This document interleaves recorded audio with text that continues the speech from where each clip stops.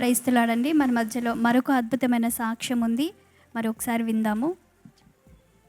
దేవునికి వందనాలండి. అయ్యగారికి, అమ్మగారికి వందనాలు. నా సాక్ష్యం ఏంటంటే, ఈ అమ్మాయి మా అమ్మాయి అండి.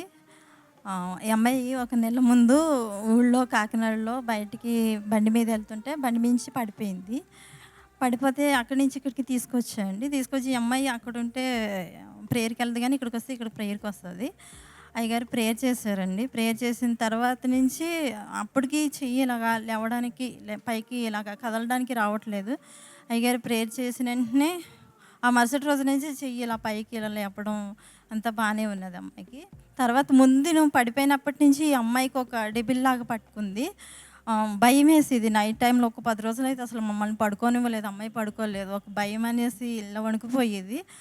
అయ్యగారు ప్రేయర్ చేశారు. ప్రేయర్ చేయగానే ఆ డెబిల్ అన్నది వెళ్ళిపోయింది. అమ్మాయి బాడీలోంచి వెళ్ళిపోయింది. కొద్దిగా ఆ భయం కూడా ఇప్పటికి తగ్గిపోయింది. ఇప్పుడు నైట్ టైంలో కొద్దిగా బాగానే పడుకుంటుంది. అంతా బాగుంది అమ్మాయికి ఇప్పుడు.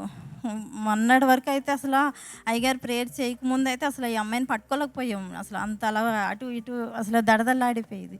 ఇప్పుడు పర్లేదు, దేవుడు అయ్యగారి ప్రార్థన వల్ల ఇప్పుడు మంచిగా ఉన్నదండి.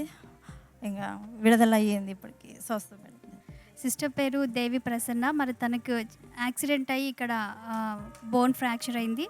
అయితే వాళ్ళు 2 వీక్స్ బ్యాక్ దైవజనుల దగ్గర తీసుకొని రావడం జరిగింది. తనకు ఫ్రాక్చర్ అయిన తర్వాత అసలు హ్యాండ్ అసలు పైకి లేవలేదు. కానీ ఇక్కడ దైవజనుల దగ్గరకు వచ్చి ప్రేయర్ చేసిన తర్వాతనే తన పెయిన్ అంతా పోయింది. తర్వాత హ్యాండ్ కూడా పైకి రేజ్ అయిందని చెప్తున్నారు. తనకు ఒక 10 days మరి దయ్యం చేత ఎంతో పీడింపబడి నైట్ అంతా కూడా నిద్రపోకుండా చేసినప్పుడు ఎప్పుడైతే మరి దైవజనులు ప్రార్థించారో ఆ దురాత్మ తనలో నుంచి మరి వెళ్ళిపోయి విడుదల కలిగింది. ఇప్పుడు స్వస్థత కూడా పొందుకొని బాగుందని చెప్తున్నారండి. మరి సాక్ష్యాన్ని బట్టి దేవునికి మహిమ కలుగును గాక. ఆమేన్.